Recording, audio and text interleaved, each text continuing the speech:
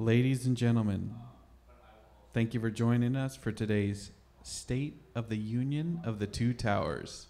We appreciate you watching this counter-programming to the other things that are happening. This is the State of the Middle-earth address, right? So, without further ado, please welcome your president of Tolkien Fan Relations, Cliff Broadway. Yeah. Hey, everybody. What? Yeah, right. The State of the Middle-earth address begins now. My fellow Middle-earthans, my fellow Ardens, my fellow citizens from Arda, my fellow Baggins, Buffinses, Bolgers, brace girdles, proud foots, proud feet, all of the men of Gondor, the surviving rangers of the north, and to my fellow elves of Lothlorien and the Woodland Realm and Rivendell, and to all other citizens of Rohan, the men, the women, the shield maidens, and the shield men of Rohirrim. Welcome to our State of the Arda address. And I can tell you all, ladies and gentlemen, now that you have come to the OneRing.net here for this very important address, can I say that the state of Middle-earth is good. It's very, very good. In fact, the state of the Middle-earth is so good that we're going to have a new J.R.R. Tolkien motion picture telling his biography, his life story, him and his wife, Edith, and we have that coming out very soon. This is also the year where we're going to get the biggest announcements and news about Amazon's multi-million-dollar crazy plan to bring Arda and more tales of Middle-earth to the small screen. Intriguing, because all the things that we've ever seen for adaptations of Middle-earth have always been up on the big, big screen, with the exception of the Hobbit animated adaptation in 1977. That was made for television and broadcast for television, as was the Rankin and Bass animated Return of the King. That was also made for television. But with those exceptions, only those exceptions, Middle-earth has never been portrayed in the television medium. It's always been major feature films from Ralph Bakshi or from, obviously, Peter Jackson and the hardworking people at Weta, all the wonderful New Zealanders. So, the state of Middle-earth fandom is a very, very, very good. Hello. Hey, how you doing, guys? I'm really glad to have you. I can see you on the live chat. I'm going to have some guests coming up to join me.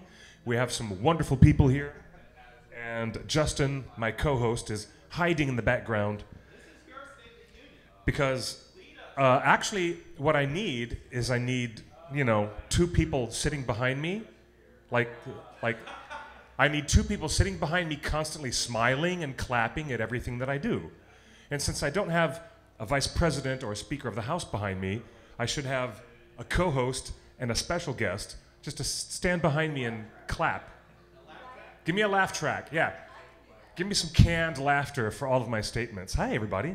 Wow, look at the chatters coming in.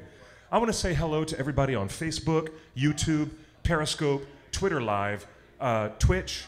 We're live on Twitter and Instagram Live, and we're live everywhere. So welcome to the show. This is our Tuesday counter-programming to whatever else you guys would normally be watching.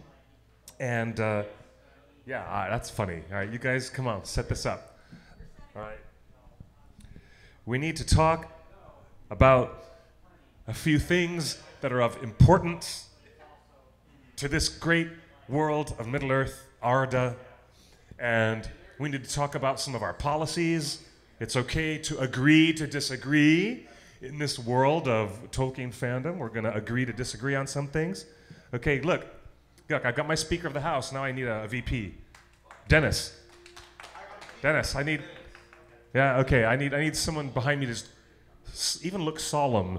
If I start talking about some solemn stuff, I just need you to look really serious. Yeah, bring it down. Hey, yeah. All right. So, what's going on, guys? Hey, Eru, Steph, everybody. There's Jane. There's Eravandi. There's Troy, Lambert. Excellent. Good to see our friends in the live chat. You are here on the live show. How's it going, Ellen? Grab that mic. Okay.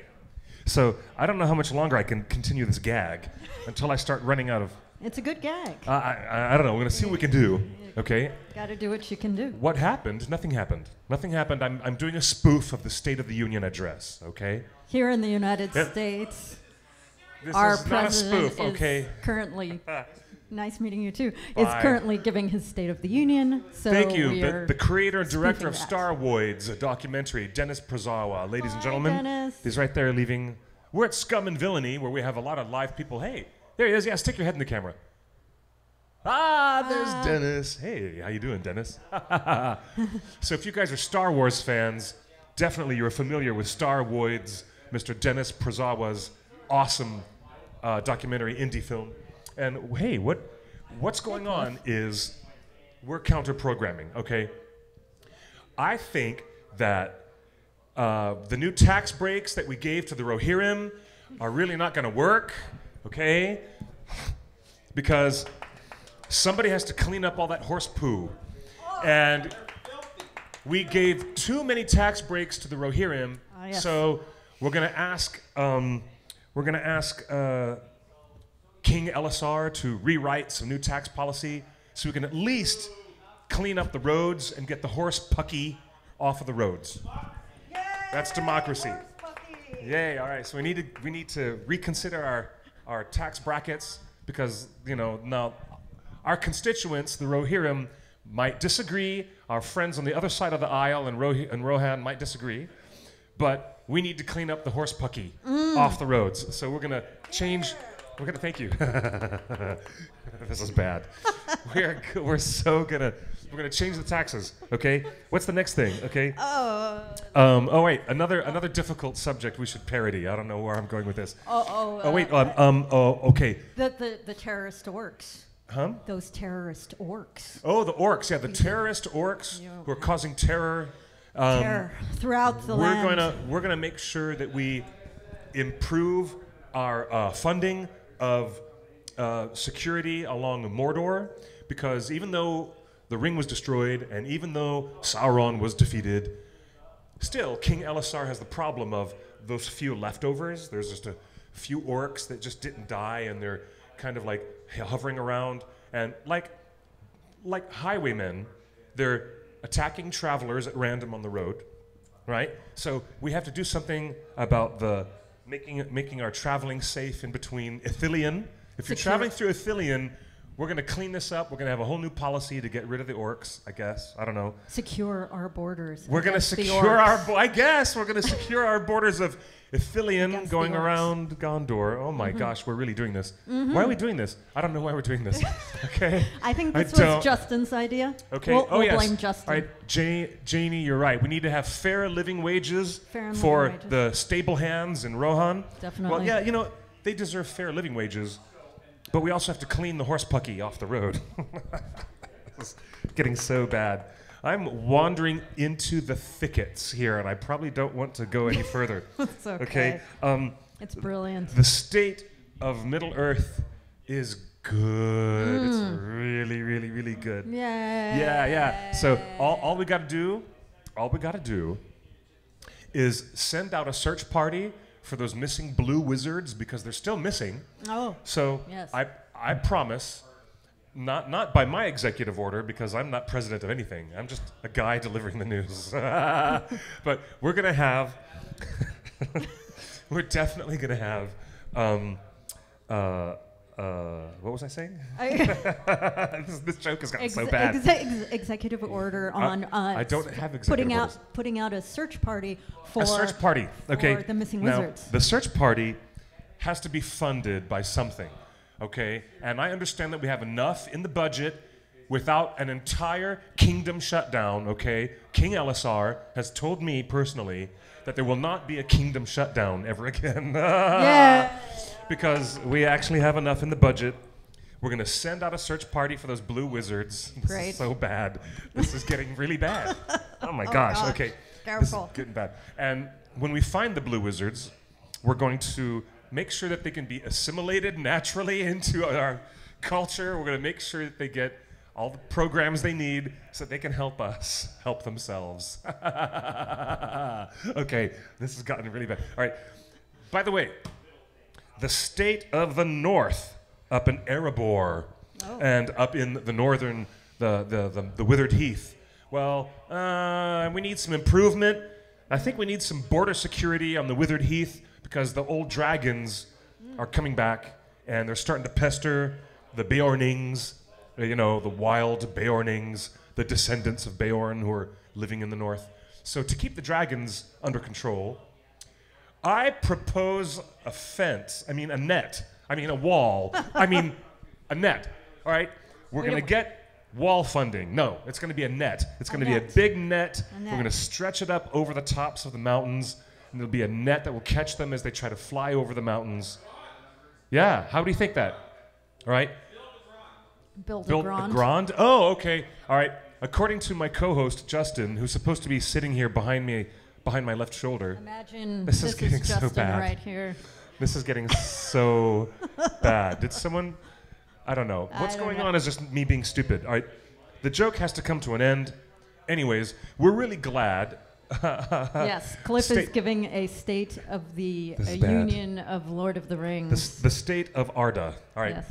To be honest, and let's set aside this weird play acting, all right? Mm-hmm. The state of Tolkien fandom is what I'd really like to talk about because it's really, really strong, really healthy, enthusiastic, and altogether, vibrant. So much vibrant energy because we know there's so much good stuff coming through the pipes for us. And we have an ongoing appetite, do we not? We do. For Lord of the Rings and Middle-earth stories.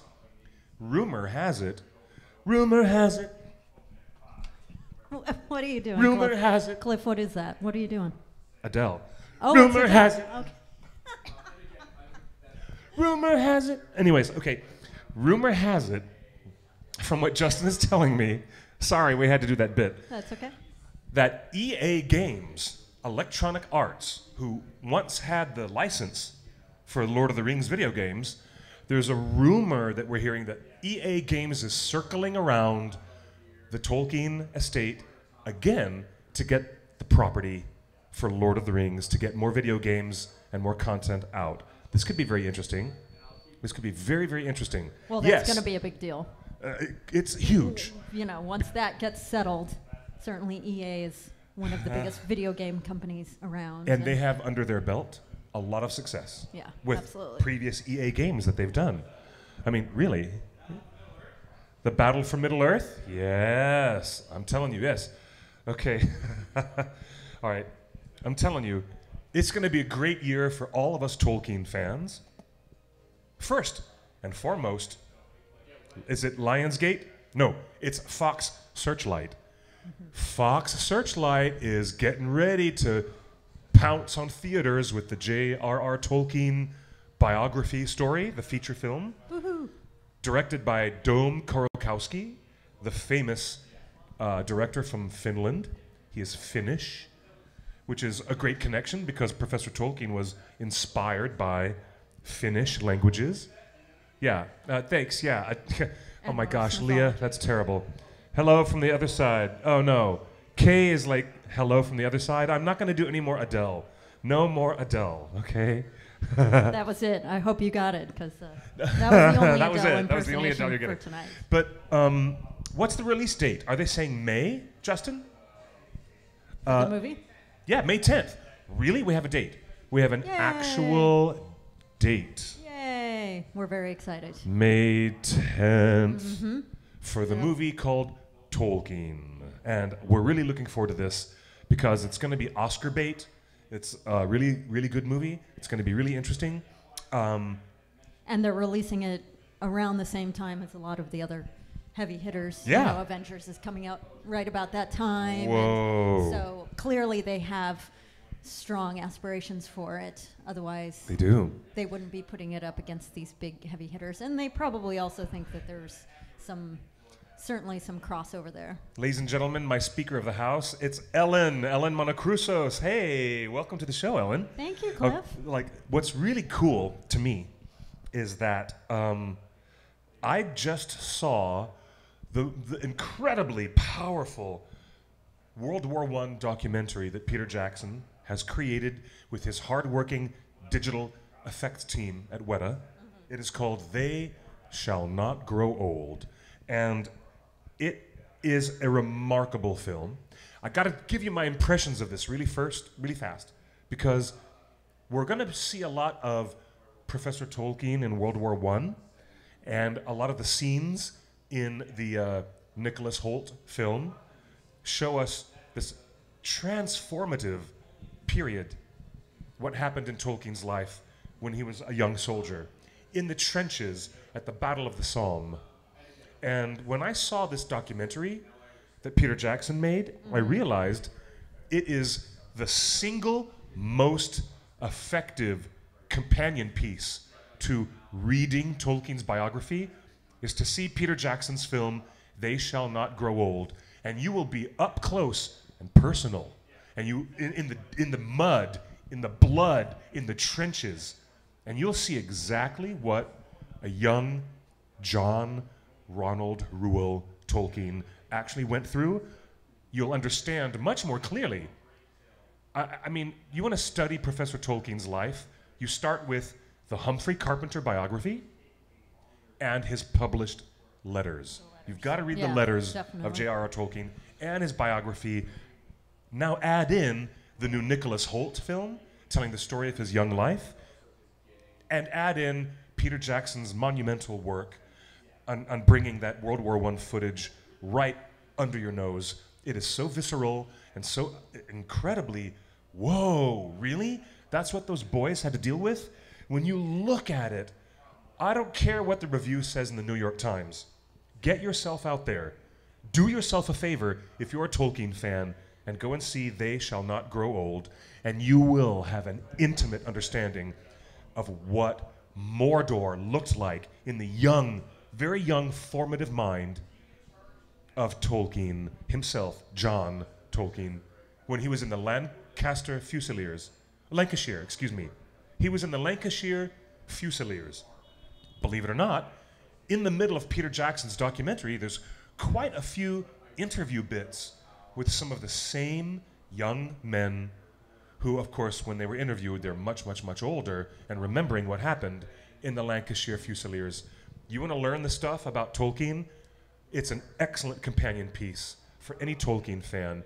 And then at the very end of the documentary, at the end credits, when it's all over, there is Sir Peter Jackson, and he shows up for an extra 15 or 20 minutes to guide the audience through the restoration process and how they took care of this degraded and almost disintegrating 100-year-old archive footage from the war. And it's really cool. So cool. I got nothing but good things to say about it, by the way.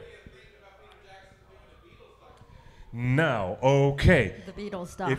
If you didn't hear that, yes. Ellen, can you tell the people at home, because they might not have heard because he wasn't on a microphone? Sure. So Justin was just asking what you thought about the fact that Peter Jackson is now slated to take the original footage from the Beatles' Let It Be sessions, and he is essentially going to make a new Let It Be documentary. It's not, as far as I know, not going to be called Let It Be, but it's essentially using the same cadre of footage and editing a new film, and possibly using footage that we have not seen before. From what I read on Twitter, with Peter Jackson talking about it, and the press release that was offered by the Beatles on their official Twitter feed, sure. I understand that Peter Jackson has access to over 150 hours of footage that has never been seen before. Correct. during the recording sessions of the infamous, probably the most significant Beatles album, Let It Be. Of course, a lot of Beatles purists will argue with me about what is the most significant album that they ever did. The White Album and Sgt. Pepper's will come into conversation. But how do I feel about it?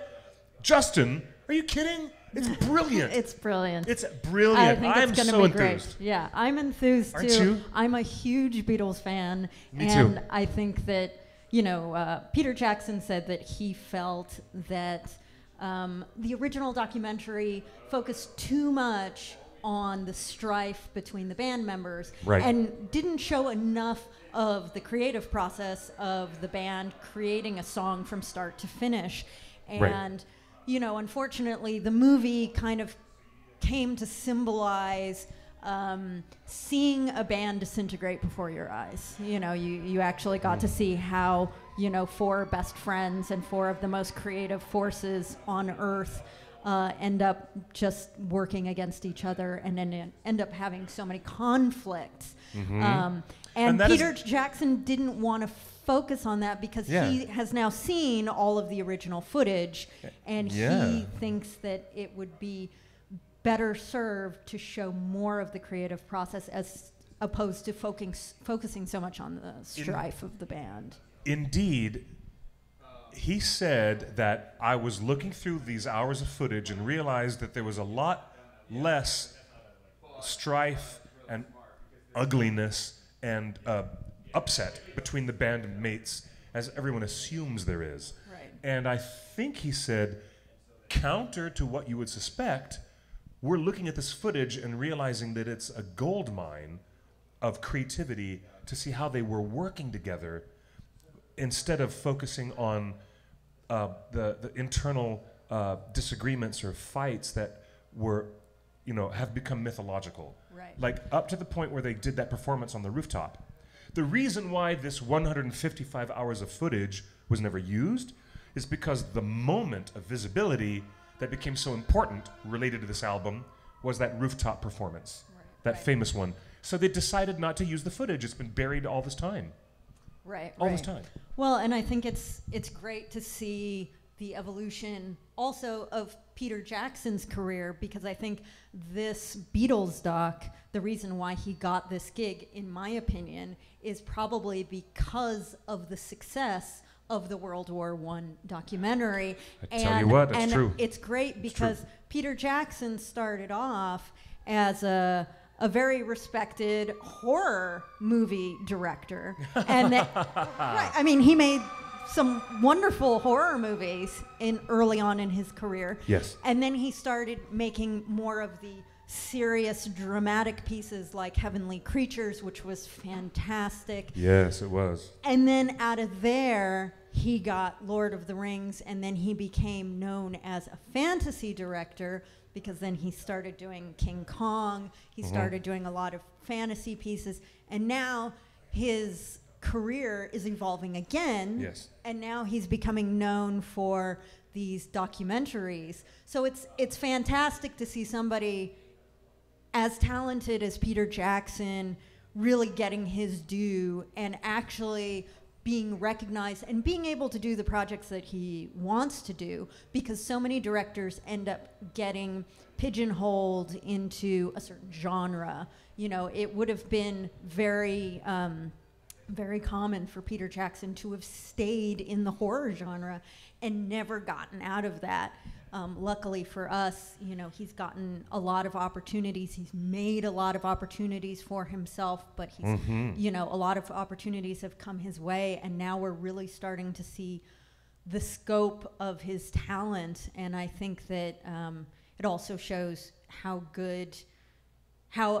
a really, really good director will be able to do any type of film. It doesn't matter if it's horror. It doesn't matter if it's a documentary. If it doesn't, kind of like Ron Howard. When Ron Howard took over Solo, everybody said, great. Now we know it's going to be a good movie because Ron Howard can do just about any type of movie that you put in front of him, and it will turn out at the very least good. And I think Peter Jackson is now starting to reach that level of respect in Hollywood where people are saying, oh, okay, you can give Peter Jackson anything, and at the very least, it will be good. And it took this at long. the best, it will be phenomenal. Yeah, You know? but you are only as good as your last film. Of course. As they always say in Hollywood. You're only as good as your last project. And that's what they say. Yes. Isn't it true? Yes, and it at is, the time unfortunately. when he was putting out movies like Meet the Feebles, Right. no one would have guessed that he would come out and make Heavenly Creatures a few years later. Yeah.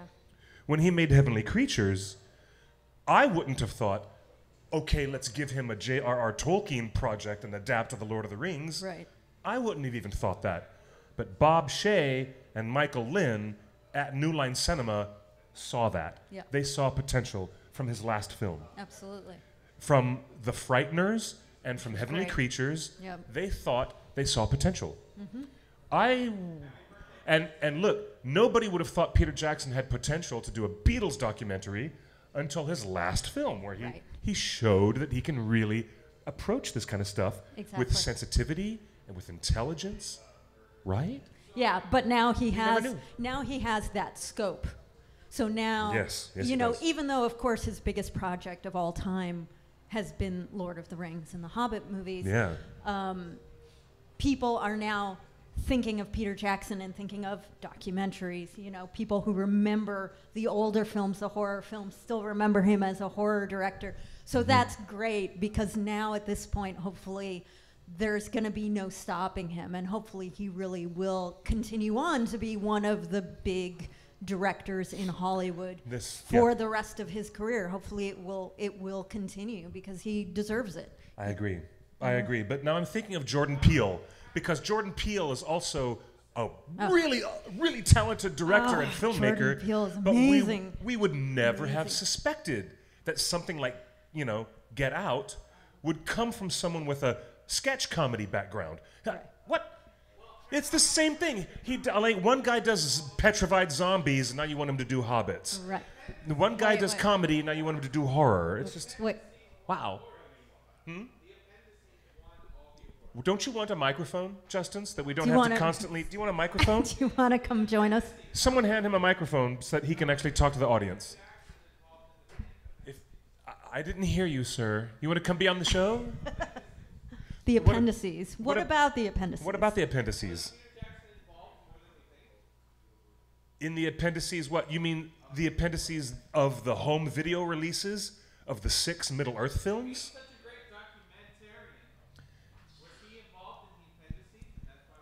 The reason why the appendices are so excellent is because of Michael Pellerin. The reason why Michael Pellerin is there is because Peter trusted his work because of the 30th anniversary he did of Tron, the behind-the-scenes stuff that Michael Pellerin did for Disney. I mean, Michael Pellerin was making hours and hours of award-worthy documentary stuff for major Disney re-releases on home video. And then Peter was like, oh gosh, this guy, he's got the knack. Well, and He's got the knack. I think that also shows the mark of a great leader is that Peter Jackson knows who to trust around him. And he recognizes the talent within his circle, which is why, of course, he gave Andy Serkis the second unit on Lord of the Rings. And now, of course, Andy Serkis has now gone on to direct his version of Jungle Book. Mowgli. Which was amazeballs. Right, so... It was really amazing. But that's also a sign of a really good director, and a really good leader is somebody who looks around at the talent around them and say, you know what, you're really good. I'm going to give you more responsibility. I'm going to trust you with this. And that helps bring up the people around you. And so, Peter Jackson now has brought up a lot of the people that worked with him on Lord of the Rings. And so all of those people have more power now in Hollywood, and they can influence more people. And so that's how you do it, you know. So that's how you do it. Back to Justin's question, and Ellen makes the most excellent points, but I would believe that Peter Jackson observed Michael Pellerin's process. And with Peter watching very carefully at how Mr. Pellerin was putting together all the documentary stuff for the Blu-ray editions of the Middle-earth films, I think Peter, by osmosis, was absorbing a lot of that foresight and energy on how to edit and put together documentary stuff.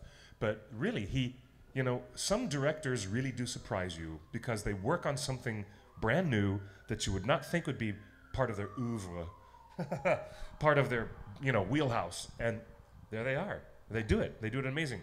Okay, yeah. Pipsky says, "Speak up, please, Justin. We can't hear you in this part of the Shire." But that's really true. You know what? The Beatles documentary stuff caused a lot of people online to say, "Make the next Tintin movie, you rat bastard." There was a lot of people saying, "Oh, he's got distracted by another film," and "Oh, Peter Jackson's going to be distracted by the Beatles now." And they want their second, there was supposed to be two, Spielberg and Tintin. As far as I know, that's shelved. That is not happening. I know, it's totally shelved, which means that we can ignore the original announcements that Spielberg and Jackson were going to switch places off, yeah. and do two Tintin films. Well, they're not going to do a second film because the first one was not gangbusters. It did well. It did well overseas, which was always the their target audience was because, of course, Tintin was never very big here, but overseas, Tintin was one of the biggest comics, certainly in Europe. And so they were targeting Europe, but I think that probably the studio said it still didn't do quite enough money for us. And that was one of those interesting projects where Spielberg and Peter Jackson were supposed to switch off on executive producer and directing roles, and so they were supposed to switch off on two different films, but the second film has completely been shelved. It's not happening at this point, unfortunately. Well, that means Peter now can do anything he wants. And yes, his work on the Mortal Engines was all uncredited. It was supposed to be like, that was Christian Rivers' film, and the Mortal Engines was here today and then gone tomorrow. Nobody even noticed it. It didn't make, that's too bad. They lost a lot of money. But he is free to do this Beatles film. Now, what does that mean as far as Peter getting involved in the Amazon Studios project? Well, he has said publicly, and I'm only bringing it up again because we get asked all constantly. The time. We get asked all the time. Peter is not going to be directly involved, but I know that Amazon Studio would like to have him as some some consultant or some overseeing executive producer so that they could have his name on it. Right. At the very least, for branding purposes. Absolutely. Just for branding, I think the studio would like to have his name attached. Even though personally, Peter seems to be telling us that he's really burnt out on all the Middle-earth stuff. Yeah, but he said that after Lord of the Rings. Obviously he said, "I'm never going back to Middle-earth. I'm never doing The Hobbit." And of course, he went ahead and did The Hobbit after Guillermo had to bow out. So he has said it before. Yeah. So how much stake are we going to put in him saying he doesn't want to go back to Middle-earth? I don't know. I'm sure he wants to have a say in it as well because it is kind of his baby now. I mean, the Lord of the Rings films, in my opinion, are the greatest fantasy movies ever made. Up until that point, I think most fantasy film goers and fans of fantasy in general thought that Excalibur was the best movie, but we all agreed that Excalibur was a deeply flawed movie. And yet that was the movie that we all said, well, that's still the best movie. And then Lord of the Rings came along and it completely blew Excalibur out of the water. And so, of course, Peter Jackson is associated with that, and everybody, I think he probably thinks that it's really his baby, and Indeed. I'm sure he wants to continue his legacy a little bit on that franchise. He's got his name on it, and Right. I think he might want to keep his name on it for the near term, maybe. Yeah. But back in the 80s, when Excalibur came out, there was also something else that came out a year later. To me, This, Yay! Jim Henson's The Dark Crystal, is the finest fantasy film ever made up until the point when Peter Jackson appeared with the Lord of the Rings adaptations. Because this is a singularly unique and amazing film that could never be made again and could never be replicated again. No one would... But we're excited about the new series. Oh. All right. Very excited about the new series. This is another reason. This is another reason why the state of Middle-earth is good. Okay? This, The Dark Crystal, is coming to Netflix. Yeah, the with fact their that... full series. Yes, The Dark Crystal comes back. Yeah, and this year. I think that was definitely a result of Lord of the Rings getting greenlit. Was The Dark Crystal getting greenlit finally after 20 plus years of Brian Froud and Jim Henson's estate trying to get a project greenlit. So very, very excited about The Dark Crystal. I think have no idea. I know. No, I do. I do. Do you want to talk about the voice cast for a minute? Yeah. Do you know who's on the voice cast of The Dark Crystal? Do you even know? I have been seeing posts about it. It's for sure. nuts. It's gonna be fantastic. Yeah. I think especially with all of the expanded universe with the Dark Crystal and all of the graphic novels that have been published as of recently, I think they now have plenty to draw from. Hello. Yeah, they do. They do indeed. I think they have plenty to draw from.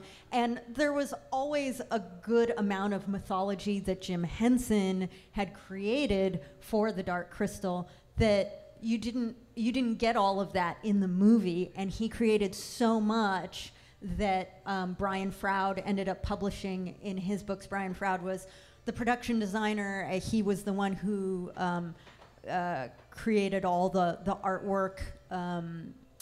He worked so closely with Henson to design the puppets and to design the look of the puppets.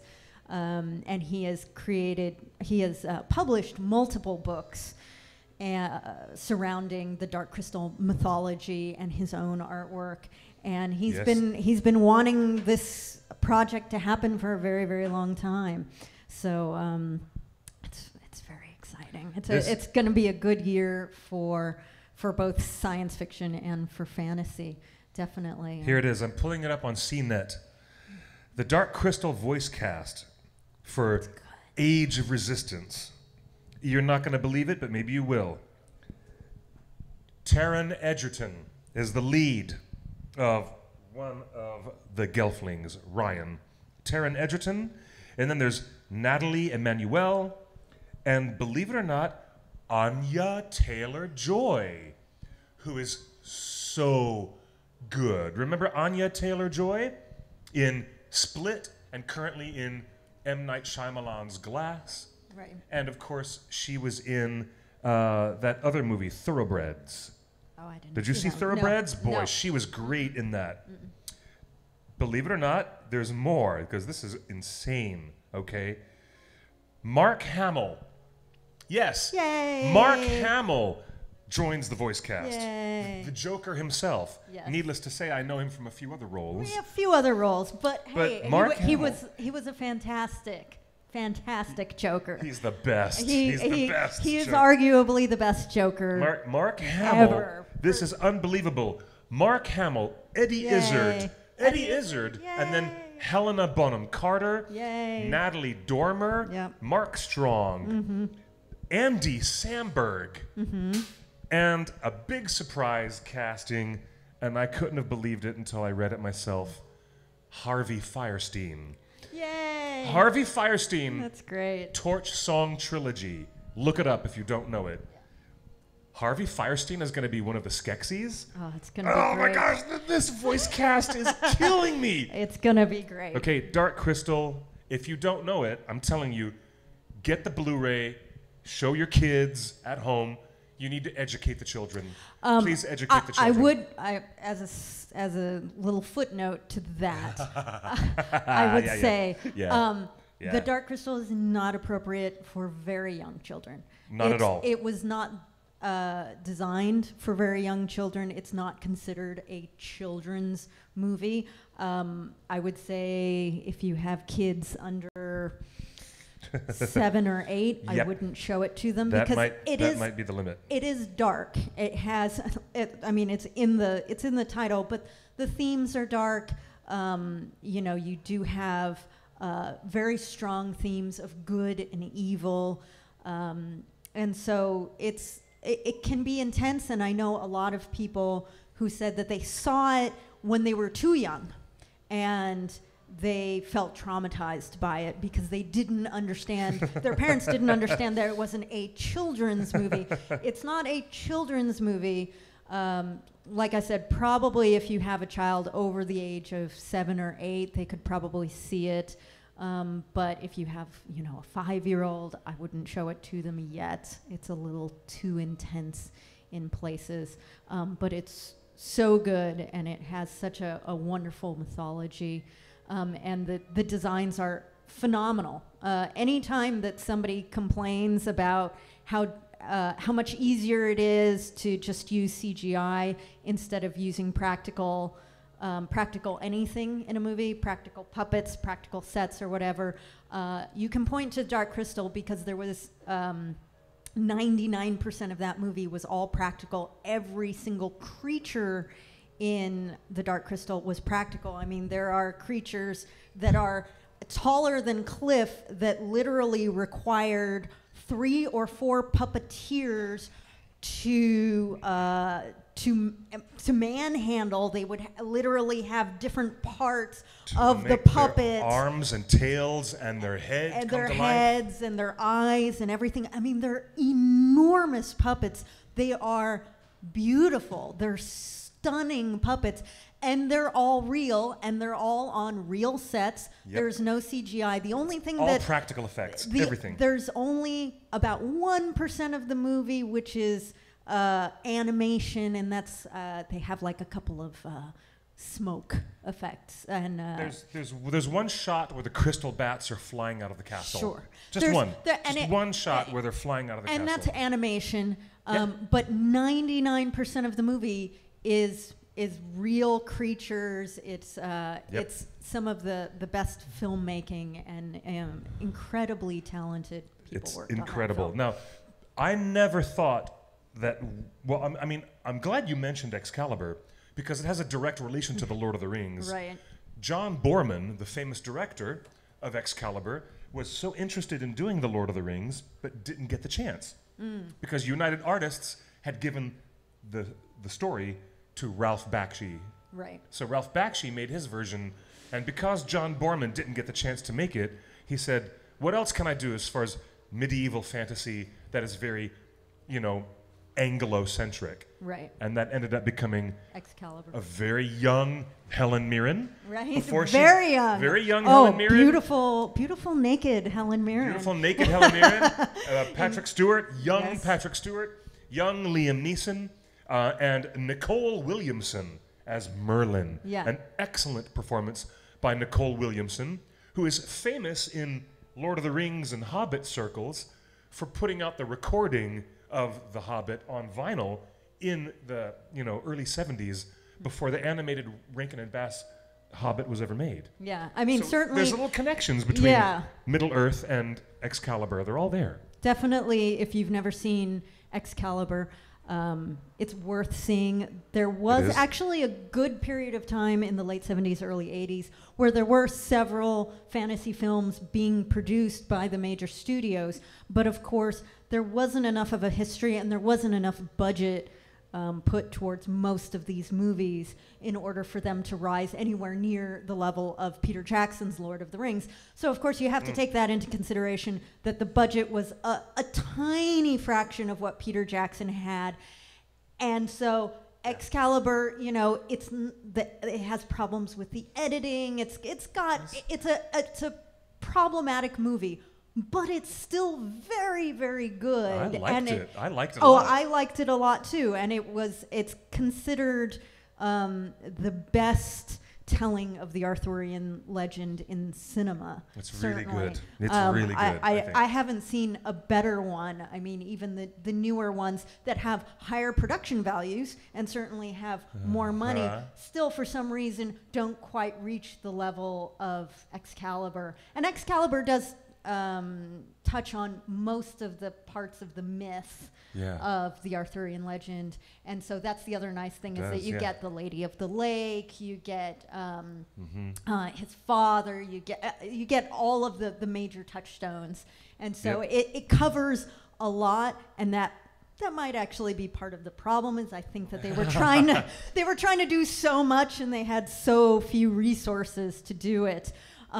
But it's very ambitious, and you can tell that they really cared for the story, and they wanted to do the best that they could. True. But that early 80s period, join me if you agree, Mr. Ready Player One, but early 80s, and that in the early 80s, it was Excalibur, the Dark Crystal, it was Tron, which came out the same year in '82. There was E.T., the extraterrestrial. There was Krull, which was super cheesy, but I like it. Conan. Conan the Barbarian. The first Conan movie is actually very good.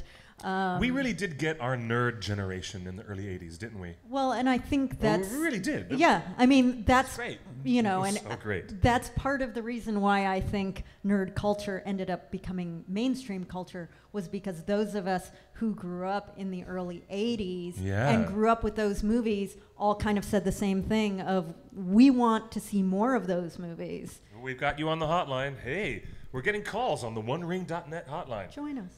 Hey, what's up? You're on the OneRing.net Torn Tuesday. Where are you calling from? California. Oh, hey, this is our usual friend who's calling on every other week. How are you, buddy? I'm doing pretty good. Excellent, excellent. Okay, so what's on your mind? What do you think about what's up with what we're talking about? Well, I think The Dark Crystal is an amazing film. Yep, it is. And I saw it when I was 7, and it has been an influence in my life ever since. No, sorry, say that again. Well, I saw it when I was 7 years old, and it's been an influence on my life. Yeah. Big influence. The 80s, Now wait. The 80s was great time for fantasy movies in the 80s. Yeah. Conan the Barbarian is an amazing film. Conan the Barbarian, and some of our other chatters, along with you, are reminding us of Dragon Slayer. Willow. Oh, yes. And Yes. so good. And Willow. Speaking of Ron Howard. Ron Howard's film, Yeah, yes, that's right. which was great. So good. Also a Legend with Tom Cruise. Say again, sorry? Legend. Tom Cruise. Of course, Yes. Legend. Yeah, Legend. Right. Okay, I can probably hear you better if I talk with you like this, brother. Right. Yeah, okay. Yes, That was- unfortunately, that we was- don't have a good connection. That was Ridley Scott saying that he was inspired by the French filmmakers who made La Belle et la Bête, The Beauty and the Beast. Beauty and the Beast. Yeah.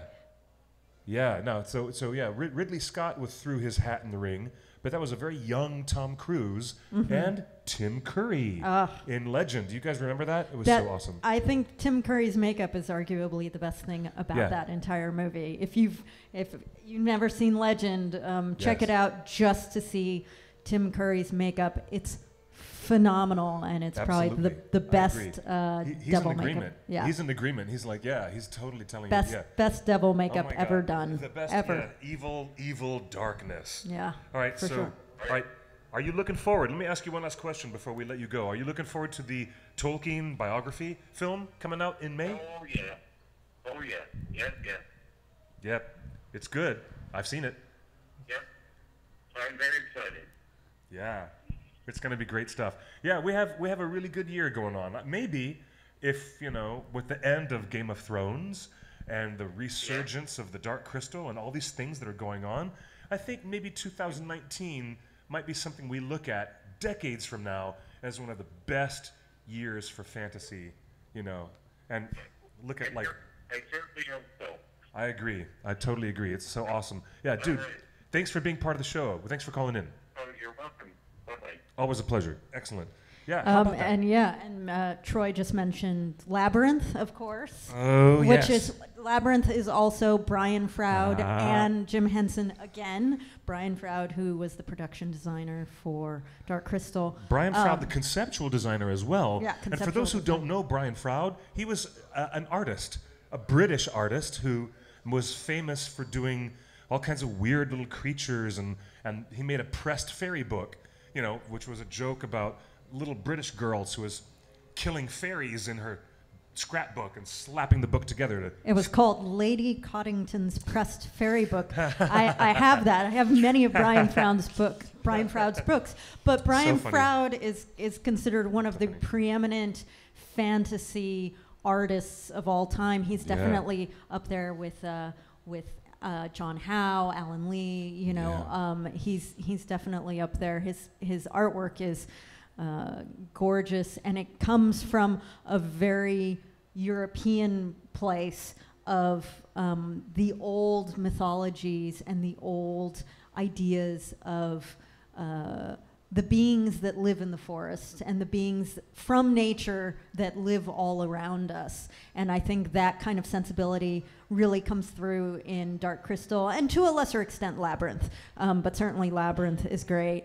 The Sword and the Sorcerer is also great. Beastmaster. Beastmaster. Yeah, I mean, there were a lot of really good fantasy movies in this time period in the late 70s, early 80s. Sure was. And none of them had big budgets. But they had a fair amount of cheese. And they had a fair amount of cheese. Served up with that plate. Yeah, now we're used to the movie studios saying, oh, you know what, I can sink $100 million into a fantasy movie and it will still turn a profit. Yes. In 1982, that was not the case. Nobody was putting that kind of money into fantasy movies. They were putting the minimum amount of money and still getting a profit. I mean, if you know, Tron was considered one of the biggest budget of the sci-fi movies. Oh, somebody else also mentioned, of course, Dune, and Dune is also getting a remake. Boy, I love me some David Lynch Dune. It's a mess. That movie is such a mess. It's such a mess, but I love it. And I know it's a guilty pleasure. I put that under guilty pleasure. It's a snore fest. Yeah. What? No, I love it. I love Dune. I'm a big Dune fan. I will warn you that if you watch Dune for the first time, just start early in the day, because you may have to start it again once you've realized that you've fallen asleep halfway through it. It took me about 3 showings before I could get through the whole thing. And if you've read the book, you'll be even more confused. I guess Ellen is trying to punch up the joke, the sleeper must awaken. Yes. And maybe that's in Dune over and over again because David Lynch was trying to wake his audience up. I don't know. Maybe that's what he was doing. Yeah. Well, we got another call on the hotline. Hey, you've just called Torn Tuesday. Welcome. Where are you calling from? Minnesota via Green Bay. Oh, I can hear your voice much clearer. Hey, how's it going, Minnesota? You survived the polar vortex. I did. It's Tintin. Hello. Oh my gosh. Hello. I'm glad you're here. Hey, so what's up? What's on your mind? Well, I can't really talk about Dark Crystal because I think that was before my time. Mm-hmm. Did you see it later on, though, on home video? I've never even heard of it. You've never heard of Jim Henson's The Dark Crystal? Then you are I don't think so. You are in for a treat, because it is the most ambitious and weird thing that Jim Henson has ever done, and is very far removed from anything else. Was it his other movie that had to do with puppets? All of his films had puppets, and specifically, The Dark Crystal is unique because there are no human beings in it at all, and Labyrinth noticeably has Jennifer Connelly and David Bowie as humans, but there's, The Dark Crystal is just deep soaked in the world that they're constructing. No humans at all, and it's very ambitious. Very ambitious. Maybe I have heard of it. Totally worth checking out. think I saw it on Honest Trailers. That might be where I've heard of it, but up until then I'd never heard of it before. Oh, wow. Well, before Netflix launches its series later this year, give yourself an hour and a half to get real deep into the movie because it's really rewarding. The movie is very rewarding. And it's actually a fantasy, which is a meditation on spirituality, astral projection. The movie goes into these spiritual conversations that you would not expect. It's very cool. And again, it's very weird, but I love it. I love it. It's beautiful. Yeah, it's really beautiful. Sounds like it might be a good thing for a movie night. Oh, yeah. Check it out. Absolutely. Yeah, totally. So, what are you most looking forward to as a Tolkien fan this year? Are you looking forward to more news about what Amazon Studios is doing? Yeah, have they released anything, any news recently, or is it still just about Aragorn? We have no news, and if we had it, we would tell you. We're waiting. We're like you. We're just like you. We're waiting and holding our breath and waiting and waiting. And it's starting to get unusual. Ellen, don't you think? That the studio has not announced their directors. They haven't announced anything yet, except several months ago, they said we've picked out a couple of writers to be on our team. But, they have said nothing yet. Yeah, Did they say when the show is supposed to come out? Well, according to the time of the contract, they have 2 years. Within that 2 years, they have to go into active production. So we should get announcements this year, and they should be going into pre-production later this year, and we should know more. But I'm like you. I'm impatient, and I honestly want to know. Yeah. I want to know more. I really do. We should be getting something soon, because it's been over 2 years, hasn't it? no. No, the big announcement, I think we're within 1 year or 11 months since they made that big announcement. Oh, okay. Yeah, but they're holding their cards, what we call a little too close to their vest, and we can't tell anything yet. Well, they also are, I think, if I were them, I would be holding off until after April, after everybody has seen the final season of Game of Thrones, because right now, the big ramp up right now is for final season of Game of Thrones. Right. And if I were them, I wouldn't try to compete with the publicity that Game of Thrones is going to be getting in the next 2 months. And once all of that, once we've all seen that, once we've all digested it, I think that's when they're probably going to say, there's a vacuum. All these Game of Thrones fans want some heavy-duty fantasy. Well, look, here we have Lord of the Rings. Let's give you what you want. And I think they're going to step into the vacuum that is left once Game of Thrones is over. I mean, granted, there's going to be a Game of Thrones spin-off, but that's so far down the line that there's not really any information about that yet, and there's going to be an immediate vacuum that they will be able to fill right away. I'm with you on that. Yeah, that sounds like good timing. Yeah, that would make the most sense to me. Yeah, definitely. Well, I didn't know until a couple weeks ago that there was going to be a Tolkien biopic, so I'm kind of excited for that. well, it's a really lovely film. It was made very earnestly. They do not play fast and loose with Professor Tolkien's life. And if you've read his biography, you'll enjoy the movie and you'll realize exactly where they're going with it. And I think it's quite successful. In terms of Oscar bait, usually they release those films late in the year, and I'm glad that we don't have to wait till the end of 2019. We actually get to see it before summer break, and I'm glad for that. Actually, yeah, totally looking forward to it. So, hey, thank you for calling, and thanks for being on the show with us tonight. Yes, you're welcome. Oh, it's totally awesome. Call in anytime, my friends. Cheers. Yeah, Okay, Troy bye. also. Good stuff. Good stuff. Troy also said that they should probably be promoting the Middle-earth series during GOT to try and convert the audience. You know, I mean, that is definitely your core audience. Convert the audience? That's not going to take much effort. Right. I mean, obviously, there's a huge crossover between the GOT audience and Middle-earth. I mean, generally, people who like any fantasy are going to like a majority of the fantasy that's out there because there's so much great fantasy from novels and from cinema. But yeah, I would think that we're probably going to see a commercial during GOT's final season. Hi, Omar. Good to see you in the chat. I'm going to say thank you to all the people who are participating. Real quick, This is an interactive show. You can chat with us in the live stream on YouTube, on Facebook, on Twitter Live, on Periscope, on Instagram, and you can even call us on the little phone number. Is it floating over my head? Yeah, there it is. There's a little phone number floating over my head.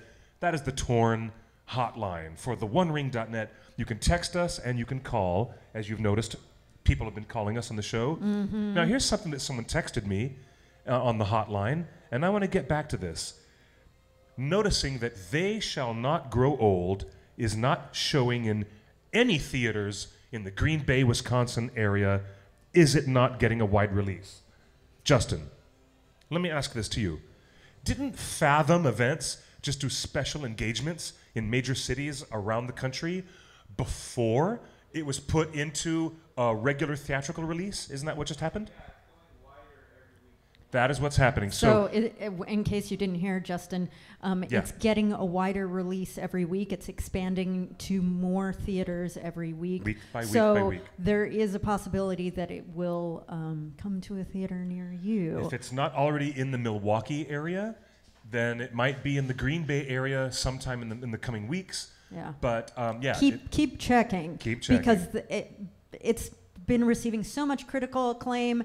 Yep. It's been doing very good numbers, which is, of course, what they really want to see. But isn't that unusual for a documentary about World War I? Well, no one would think that this would be a commercial draw nowadays. Well, let's put it this way. But it should be. It should be. Documentaries in general tend to make very, very little money and tend to get very little press. But the good news... I ought to know. Right, yes. But the good news is that they're usually not very expensive to make because you don't usually have a lot of special effects or anything like that. Yeah. So if they do any money at all, they usually turn a profit, which is why studios are still usually willing to finance them, is because there's not a lot of financial investment, but there's a good return on investment. If it makes any money at all, it'll usually make something. And this one's definitely already made its money back. So they're going to try to continue to capitalize on that, and they're going to keep expanding the movie as much as they can. CNN Films made good money with their Ruth Bader Ginsburg documentary, and they got an Oscar nomination for absolutely. RBG. Believe it or not, if you want to go down the road here to the Chinese theater, what is playing on the IMAX, which, coincidentally, is the largest IMAX in North America, the biggest IMAX and the biggest capacity of seats in the auditorium. You know what's playing? Free Solo, the mountain climbing documentary about the young man who scaled the face of that unbelievable mountain in Yosemite. I saw it.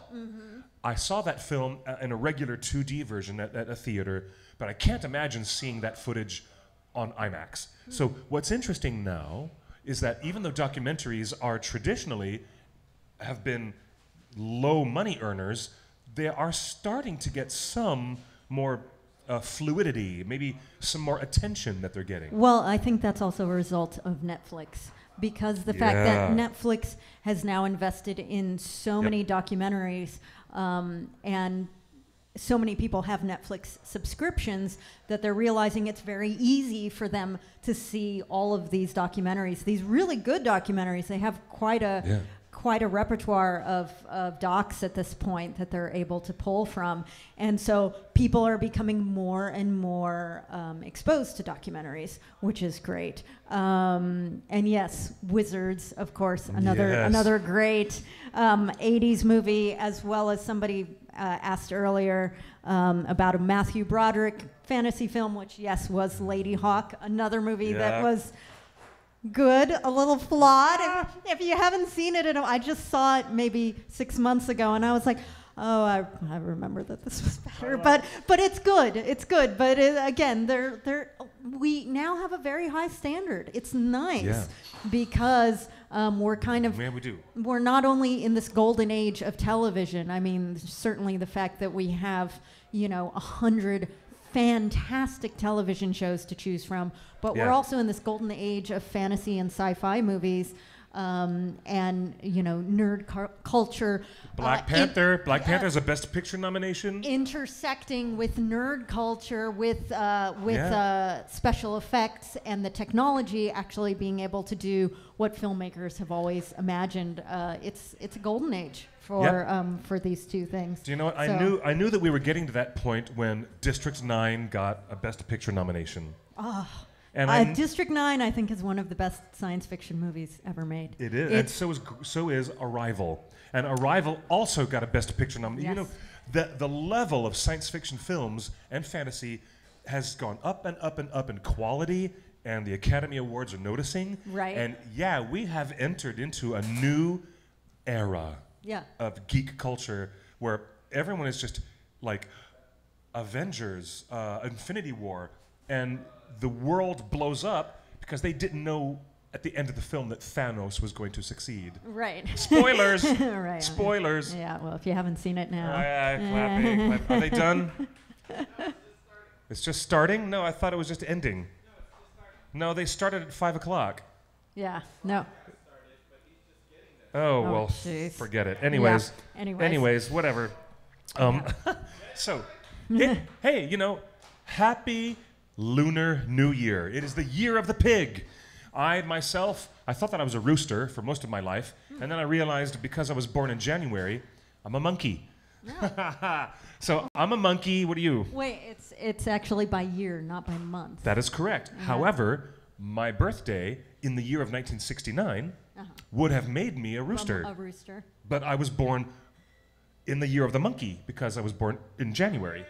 It had not yet changed to the year of the rooster in February. I see what you're saying. So I was born in the year of the monkey according to the Chinese zodiac, the lunar calendar. So happy Lunar New Year. Happy Lunar New Year. Happy New Year to all the pigs out there, you piggy pigs. There you go. Oink, oink. Yeah, I am year of the tiger. Ooh, tiger. Yeah. Ooh. Well, I'm a monkey. You're a tiger. I'm a tiger. What about you, Justin? What are you?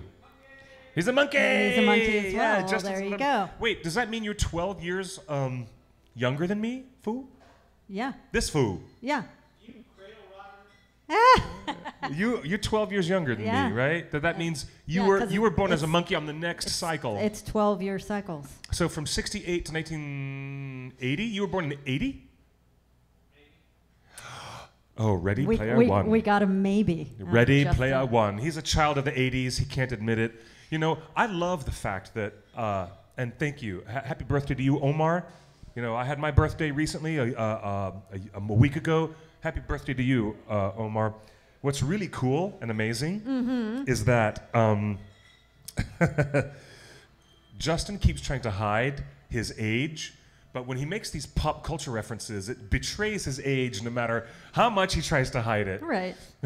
It's pretty much impossible. I mean, we've certainly betrayed our ages. Yeah, well, I just literally, you guys know I just turned 50. Yay, I just turned happy birthday, the big 50 just a week ago.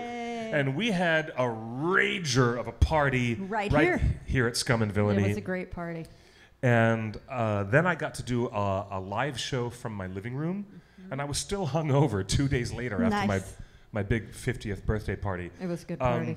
Yeah, I'm telling you what, like everybody in the 1980s, and Justin, even though you were a child of the 80s, you must have been aware by the time you were 7 years old that Star Trek The Next Generation was some serious, awesome stuff. You must have known, didn't you, Justin? Even though you were only 7 at the time? Might have been too young at that time. 1987? No, really. In the 80s, yeah. The 80s, guys, it was, it was Beastmaster, Krull, and The Last Starfighter, and the Rankin and Bass adaptation of The Return of the King was on the air. Yeah. And then there was the Clash of the Titans. The Clash of the Titans. 1981. There was The Secret of Nim from Don Bluth. There was The Dark Crystal from Jim Henson, and then a few years later, Labyrinth. And there was so much good stuff with the fantasy. It became really part of who we are. And I agree with your point from earlier that the resurgence of the marketplace is because those kids who were eating up all that stuff in the early 80s now are professionals, they have careers, they have jobs, and they have what you call disposable income. Right. Ba-dum-bum. Right. That's where it comes but from. they also became the movers and shakers in Hollywood, and Yeah. they were the ones Oh, who, yes. who changed Hollywood. Let's not by, forget. Yes. by saying, She's right. you know, I She's want right. to see more movies made like the ones that I Yes. grew up watching. Yep. I want to see more of those. I want those Yep. movies to be financed. Excalibur, Krull, Right. and Conan the Barbarian, which was exemplary. And the music, I'll never forget. I'll never forget James Earl Jones as the villain. No one can forget him turning into that giant snake. Way before Nagini, way before we had Fantastic Beasts and Where to Find Them, there was James Earl Jones And Conan. and Conan. And Yeah. gosh, that was bloody. There was people eating human body parts out of the stew. It was so... It was great. It was so great. It was so gross. And It's really Oh my gosh, it was cool. so great. It It's was- really cool. Again, because I'm it so... because Conan was one of those few properties that again was adapted from a comic book and Mm-hmm. was not made for children. You know, the whole idea was that we are not going to appeal to the definitely not. kids. This is going to be something that's going to be done strictly for the adults. Yeah. Which was great because that was so rare at the time. It was so hard for the movie studios to say that anything fantasy wasn't in the realm of kids stuff. And I think, again, that's probably where we are now, where the studios are saying, oh, all these adults want to see fantasy. They want to be engrossed in these worlds. And, of course, I think that's why Yeah. Game of Thrones, part of the reason why Game of Thrones was the success that it was because of the time that it was done. You are so You right. know, I think if they You had are tried so to right. do Game of Thrones even 15 years ago, it wouldn't have been the success that it is today. Yep. You know, Yep. so I can imagine, you know, movies like Legend that were made at the time, like people in the live chat are still talking about these things. I don't think that, you know what? I don't think we know how lucky we were to have gotten those films. it was a good time for those films, for sure. For Jim Henson to be able to make a film and to convince a studio to financially back him with all these ghoulish, weird creatures, no human beings, no recognizable stars, no bankable celebrities. Yep. What? No. Nothing. They would say no. Yeah. So the fact that those movies were even made back then, and of course also in the early 80s, was the blowout, phenomenal experience of George Lucas continuing the second and third pieces of his early Skywalker trilogy with, you know, The Empire Strikes Back Right. and Return of the Jedi, which sealed the deal Right. for a lot of us Oh yeah, absolutely. as and of course, fans. And really. yeah. And that is, yeah, you're right. To Ryan, you are correct. Star Wars is fantasy much more than it is science fiction. Right, and then of course, Fair enough. like Troy said, Road Warrior, Blade Runner, which Yes. is, you know, Blade Runner is obviously considered one of the great sci-fi movies of all time. So how could we have neglected that? But so here we are now, and we're thinking about Game of Thrones ending. Ending And- after all these years. Our appetite and the whole marketplace for fantasy and science fiction has changed so much. So much. It's not a surprise, really, when you think about it in this larger context, that Amazon Studios would want to get into bed with the Tolkien estate and spend that much money on an intellectual property. They know it's high risk, but with high risk comes high reward. Right. They know that there will be a vacuum, Oh, yeah. as you have said. As you know, it's really amazing to me, but none of it should surprise me because now I'm thinking about it in these new terms. That Ellen has just dropped some wisdom on me, and I'm glad you did on this show. That those kids grew up as nerds, geeks, wanting to like live out these adventures with their role-playing games and the fantasy shows that they were watching, and the fact that HBO and Showtime didn't have a lot of programming, so they would rerun the same fantasy movies over and All over the again time. every afternoon. That's how we learned to memorize large chunks of dialogue from The Dark Crystal or whatever. All these movies were playing, and now they grow up And they're showrunners now. Yeah. And they're creating shows like Stranger Things that we love, Right. and Game of Thrones. You are so right that the people who are in the movie-making business and the television business were once just us, curled up in front of the TV with a bowl of Cheerios, Right. watching for the 10th time The Beastmaster Right. with Mark Singer. Right. Bless his heart. Right. Mark Singer, I- who would go on to NBC and be on V, where the visitors came. Remember V? Mm-hmm. Oh my gosh. Yeah. V. Yeah. We're so crazy. For sure. So but thank you. yeah, I Ellen mean, has dropped a wisdom on me. I didn't realize that the inner workings of Hollywood were really the nerd kids of yesteryear. Yeah, I mean, I think that's exactly why Hollywood started embracing nerd culture, was because it changed from within. Yeah. That, you know, despite Bryan Singer's personal problems, he certainly helped. I know, but at least he was part of that movement to help usher in nerd culture and getting the studios to finance these big The X-Men, budget yeah. productions like X-Men. Yeah. You know, he's certainly not the only one, but there was a whole group of young directors and writers who said, you know, let's do these projects. Let's, you know, we all grew up reading comic books. We all grew up watching these fantasy and sci-fi films. Yep. We want more of that in film. Looking at you, Kevin Smith. And Kevin Smith. Thank you, Kevin Smith. Obviously, Yes. you know, a major force in that as well. But Oh, Cliff and yes, Ellen, okay. Highlander. I mean, Outlander. Ah! There's Highlander as well. I didn't mean to make that mistake, but I know the difference between Highlander and Outlander. They're I know very that- different. Sorry. It's But okay. yes, yeah, okay. Pipskay is in our live chat on Facebook, reminding us that all of her Lord of the Rings friends and mates Watch will meet Outlander. up to do the Outlander viewing Sure. parties. Of Yeah. course. Yeah. Yeah, absolutely. I mean, there's so much great science fiction and fantasy on television right now. It's fantastic. You know, like you said, Stranger Things, Yes. Outlander, Game of Thrones. I mean, there's so much.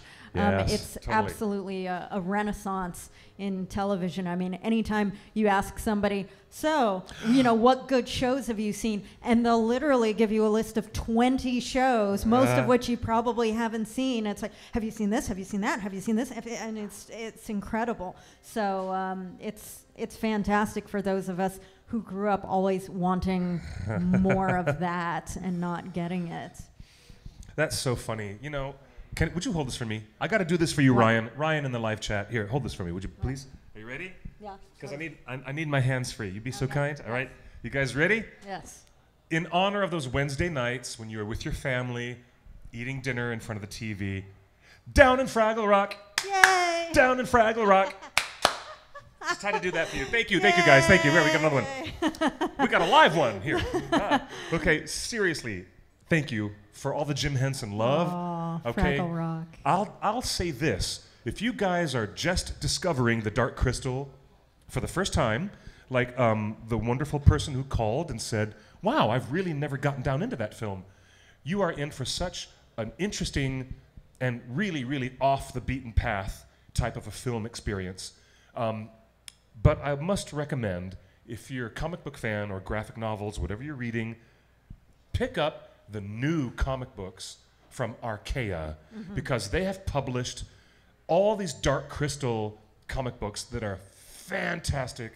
Particularly good is the 3-volume series of the Creation Myths.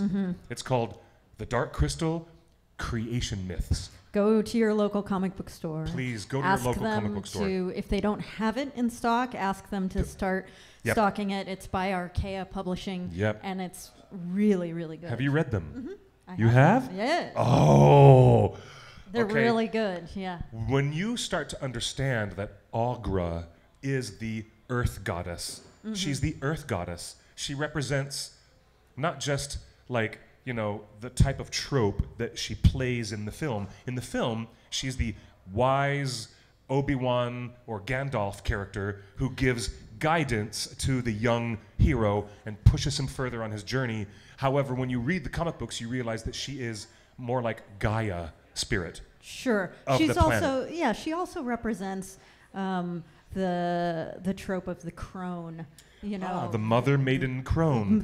Right. The very elderly woman who is who represents wisdom, but also can be frightening because of her outward appearance. She is. She's genuinely frightening. Yes, Ogra is Ogra's pulling her eyeball out of her socket and looking pointing it at people. So when she enters the banquet hall and challenges verbally the authoritarian, evil Skeksis, and she actually says, "I'll get my eye to you." That also taps into old European folklore and mythology that there's an evil eye or a curse from a one-eyed old woman who would, Right, like a Baba Yaga, which is also the same mythological trope. Like Yubaba, like the character in Miyazaki's most famous, award-winning Spirited Away. Right. But also, like Yubaba, Ogra, although frightening, and you're not sure if she's antagonistic or not, she ends up becoming a weird ally by the end. Yes, like in Spirited Away. Right, because makes me wonder if Miyazaki ever saw Jim Henson's The Dark Crystal. I'm sure he did. You think? Well, yeah, absolutely. And I'm sure these are very old tropes. You know, Baba Yaga, the crone. These are all tropes that go back, you know, millennia in human civilization, and that's why you see that character trope recur in movies and novels, because it's something that speaks to humanity as a whole. Yeah. And so I mean, even if Miyazaki never saw Dark Crystal, he's certainly familiar with that trope. Yes. I would be surprised though if he never saw Dark Crystal, because you know, he specializes in fantasy, and he's very well versed in the world's mythologies. And he's very fond of British fantasy. Yeah. I mean, his adaptation of Howl's Moving Castle was a British, you know, YA fantasy novel. Right. Of its time. And not to mention The Secret World of Arrietty, which is an adaptation of The Borrowers, another British children's fantasy book. Exactly. So the Oracle. There you go. Troy, Ogra, also based upon the word, if you're a linguist like Tolkien, to augur something is to foresee or to be an oracle and to have a premonition of a prophecy or a vision of what's to come. To augur something. Yeah. And Ogra is that. It wasn't a coincidence that she Not was a coincidence called at all. Ogra. The Keeper of Secrets. Yeah. Her name is the Keeper of Secrets. Yeah, Yes. I love it. Yeah. Oh, we absolutely. forgot the Never-Ending Story. Oh, sorry, the Never-Ending Probably Story. Of course. one of the greatest 1980s phenomenal fantasy adaptations ever, and yet the movie is only one half of the original book. Yeah, and only the it's- first half. Yeah, and it's again, it has a lot of editing issues where I think they were trying to cram so much into 2 hours that it doesn't flow as well as it could. So if you've never seen The Never-Ending Story and you watch it for the first time now, you might be like, wow, this is it's edited so strangely. And I think that that's why, is because they were trying to do a lot in 2 hours, and that's all they were given. But for those of us who grew up with it, you know, a lot of people still have very fond memories. I'll tell you what, the Dark Crystal and the Never-Ending Story might have been the two most strong, formative, early cinema experiences for me as a kid that made me the geek that I am today. I'm just speaking for myself, but you know what I find fascinating is the idea that the Infinity Gauntlet, all you Marvel fans are like, oh yeah, the Infinity Gauntlet. God forbid Thanos should put it together and destroy half of all life in the universe. Right. Well, the Orin in the Never-Ending Story is way, way more powerful than any Infinity Gauntlet. Look it up. Right. Because with the Orin, everything in that cosmos of Fantasia that was gone can be completely recreated from scratch. Right. So as a tool of creation, I think the Orin, which is the amazing symbol of the two snakes intertwining, and that is the medallion that Atreyu has in the Neverending Story. But I'm going to throw you Marvel fans for a loop. The Orin is greater than in power than the Infinity Gauntlet, so there. Just throwing it down. Right. All right, I'm getting deep cuts with the nerd stuff here. Right. Somebody else mentioned Princess Bride, of course. Oh, yeah. Which is fantastic. We all love Princess Bride. And somebody a long time ago mentioned the Last Unicorn. I think that was you, Unicorn, Ryan. yep. And yeah, The Last Unicorn, another fantastic connection between Miyazaki's animators, all the Japanese animators at Topcraft, who were hired by the Rankin and Bass producers to make The Last Unicorn. After working on that film, they went and moved over to some other guy who was setting up shop at Studio Ghibli. Mm-hmm. And so those animators actually went to work for Ghibli, went to work for Miyazaki and Takahata after working on The Last Unicorn and The Hobbit for Rankin and Bass. Isn't that weird and interesting? Yeah. A lot of them stayed on board and created Thundercats, also from Topcraft Animation Studios. Yeah, that's going way back. One of my deep cuts. Do you know what? Cuts. One of the, Deep cuts. I think one of the best villains of the early '80s was Mum-Ra. Mum-Ra. He was a mummy, but he was like a mummy who was a little, he was just like a little scab of a mummy, and he was just a little weak little guy who was evil and plotting. And then he would do his transformation and turn into big aggro Mum-Ra, who was going to kick your butt down the back 40. Wait, where was it? What was he from?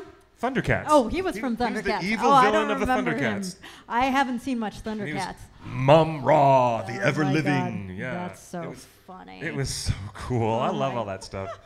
I love it. All right, Troy says 50% of the universe agrees with you. Ha ha. Good, thank you. There you go. Another Thanos joke. You know what? We're almost out of time. I hate to I say think this. so. We have 4 more minutes before the show is almost over.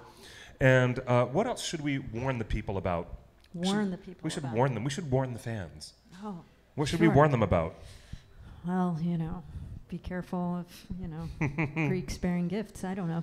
Be careful of who bearing gifts? Greeks bearing gifts. Be careful of Greeks bearing gifts. And I should also say be cautious of any traveling old man with a long beard and a pointy hat who arrives on your doorstep on a spring morning when you would much rather be eating muffins and reading your mail. Right. Beware Right. of the wandering wizards, especially me, because now that I've turned 50, I have to be extra cautious. I think you're officially now a wizard. It's time for 50 years old was when Bilbo Started on his adventure. was whisked away by Gandalf promising him a bunch of crazy stuff. What? When is Cliff leaving When on am I his leaving adventure? on my adventure? As soon as that weird traveling old vagabond shows up at my door, and I don't remember who he is, but then he will rudely remind me of who he is. Then I'll be on my way to my adventure. What do you think? You have to make the adventure happen for yourself. Ellen, I'm so glad to have had you here sharing the state of the Middle-earth address this evening. Well, thank you for having me. And the state of the Middle-earth is good. It's so good. It's so good. Round of applause. Because we've got so much going on. Now, to all the people who are out there saying, oh, hey, Radagast, welcome to the live show. Oh, yeah, He-Man and She-Ra. I love He-Man and She-Ra and the Masters of the Universe. Yep. In fact, our good friend, Noelle Stevenson, who is famous in the circles of Ringer fans, she's the lead producer and writer on the new She-Ra and the Princesses of Power on Netflix, which is actually, admittedly, a lot of fun. It is. It's a lot of fun. I'm also a big fan of Disenchanted. Disenchanted is cool. Oh, yeah. I cannot wait for the second season of Disenchanted. Because, Matt Groening has me by the balls. Right. He's great. Everything he does is great. Yeah. I'm a fan of Futurama and The Simpsons. And Matt Groening, you're an awesome guy. And I'm really glad you're on Netflix making a new show. Cliff's next big adventure is a colonoscopy. Well, you know what, Ryan? I'm glad that I don't have you as my travel agent. There you go. Because exactly. I'm not buying a ticket to that. No, I ain't buying definitely a not. ticket to that. You know what? Not at all. You know, my mom is on a cruise in the Caribbean right now. She's in Haiti. Nice. Yeah, my mom and my stepdad are having like the time of their lives, sending me all these pictures of going around the Caribbean. Why didn't they take you with them? I know, I'm the one who should be going on an adventure. Right? Well, it's never too late to go on an adventure. I'm ready. You can do it at any time. Roads are a dangerous thing, Frodo, my boy. Because once you step foot on that road, there's no knowing where you'll be swept off to. And with that, we must say good night to all of our wonderful fans, the people who come and join us every week. You guys are really, really awesome. Oh, thank you. One of the most significant fantasy films of the early 80s that was really, really strong in my playbook, really formative in my writing style, my sense of humor. Thank you for mentioning Terry Gilliam's Time Bandits. ultra brilliant Time Bandits. Well, I think almost everything that Terry Gilliam has done, which brilliant. Also is So brilliant. Yeah, I mean, God, made yes. some very Thank you, important Kristen. fantasy films. So Time yes, Bandits. Thank you for reminding us of Yes. Terry Gilliam's madness and brilliance. Return the map. So much. There's brilliance. a spoof of Time Bandits in an episode of Family Guy. Am I not mistaken? Maybe. Family Probably. Guy spoofs Time Bandits, where the booming voice of the supreme being is, "Return what you have stolen from me." awesome. And Stewie is caught up in this weird vision. He's having a hallucination of that moment in Time Bandits. Do you That's guys? awesome. I think I haven't saw seen this. that episode, but that's awesome. I love me some Terry Gilliam, and that Yeah. includes The Adventures of Baron Munchausen. Thank you, Terry Gilliam, for Brazil. discovering Uma Thurman. I love me some Uma Thurman, yeah. and we wouldn't have her without you, Terry Gilliam. Right. Love it. All right, everyone. It's time for us to sign off. I guess Thank it you, is. Thank you. It's time to sign off, but as always, you can follow us on all of our platforms. TheOneRing.net is on Instagram and Twitter and everywhere as The One Ring Net. Click follow us on YouTube. You can look at our archives of our shows, and you can follow me on social media at QuickBeam2000. That's on Twitter and Instagram. QuickBeam, like the Ent, QuickBeam2000. And where can we follow you, Ellen? You can follow me on Instagram, Ellen Monocrusos, and you can follow me also on Twitter, and of course on Facebook. I'm all over the place. E Monocrusos on Twitter and Yep. Ellen Monocrusos on Instagram. And So- you're going to have to figure out how to spell Monocrusos on your own. Right, You're just going to have to exactly. figure it out. Right. Ellen, you're the best, by the way. Thank you. So erudite, so lovely and brilliant. This is Ellen Monocrusos, who was quite spontaneous today. Thank you for the spontaneity. Yeah, thank you And for having me. Thank you guys for choosing us as your counter-programming to the State of the Union. And once again, I'm telling you guys, as Lord of the Rings, Hobbit, and J.R.R. Tolkien fans, we are in one of the best places that we've been in, and there's so much to look forward to. We'll be coming to you live next week from Scum and Villainy, right here, 5 o'clock on Tuesday. Thank you, everyone. Thank you, and good night. Good night. Bye. Woohoo! Woo. Oakley dokley. Awesome sauce. Hey, we're super. Are we off? Thanks for the show, everybody. That was awesome.